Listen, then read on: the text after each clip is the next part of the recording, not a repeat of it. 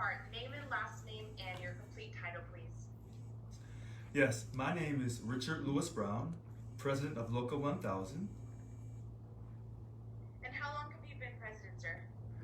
Well, I was sworn in on June 30th, 2021.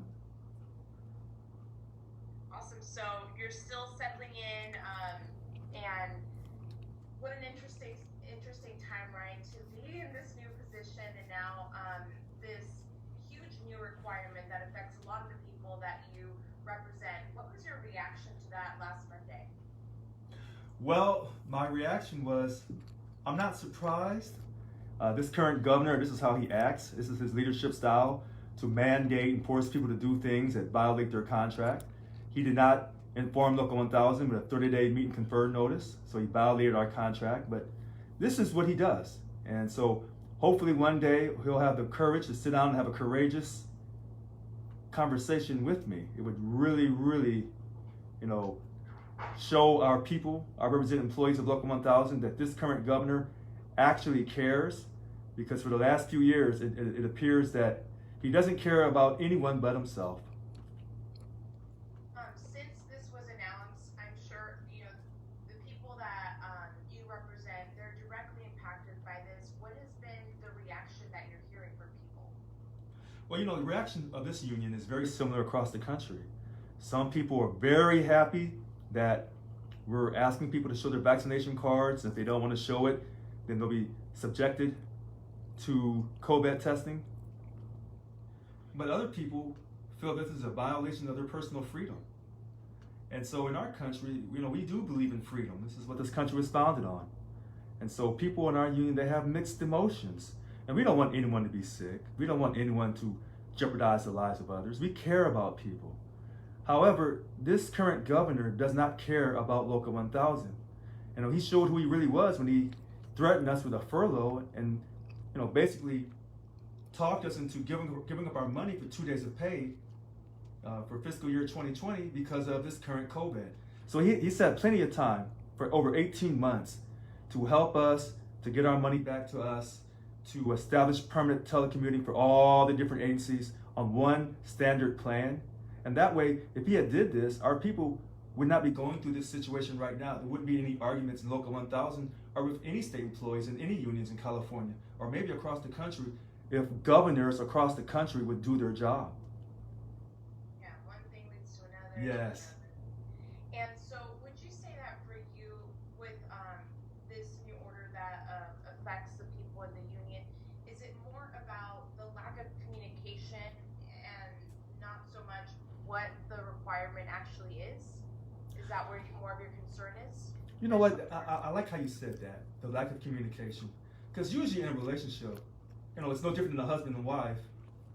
The wife communicates to the husband, but the husband, as normal, fails to communicate properly. And so he, since he's been the governor, has failed to communicate with Local 1000. He has not shown us any respect. And the perception of this governor is that he doesn't respect anyone. He only sees things the way he sees it. He can't have a courageous conversation. And if maybe he had sat down with me and talked to me about, listen, we need to address the situation of this COVID, then we could have had that conversation. And then things would have been a lot differently. Okay. Yeah, I asked you because I don't, especially right now with the vaccine topic, it's become like the anti-vaxxers versus the vaxxers. That's right. I hear you that it's not about that. It's more about the way things were done and decided. You're absolutely right. If he had not violated our contract, then there probably wouldn't be any confusion. We could have sat down, worked out the details. And even if you sit down and work out the details on a difficult conversation, sure, people are still going to be upset. Because to be quite honest with you, no one really knows where this COVID situation is going.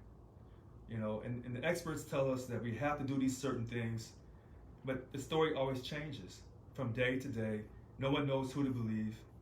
What we do know is this: we have a contract that we signed for, that we bargained for and obtained in good faith. And it appears to me that this particular governor, 9 different ways, 14 different times, he doesn't bargain in good faith. And so in the year of 2021, we're asking for respect. And with my leadership, this governor will respect us, he will respect our contract, and he will always respect our contract. That's how it will be. He will no longer be able to violate the contract and look at us and devalue us and try to make us feel that we're not important and that this relationship is all about him. This is a 50-50 partnership. And this idea that he's the boss of us, no, taxpayers are his boss. We're his boss. We're taxpayers and we're voters. So this is a 50-50 relationship, and he needs to understand that and respect us for that. Okay.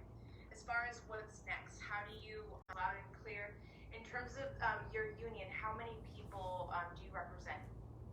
We represent nearly 100,000 public sector employees in the state of California, ranging from people that work in the clerical all the way up to the medical field, RNs, LVNs, lab techs, pharmacy techs.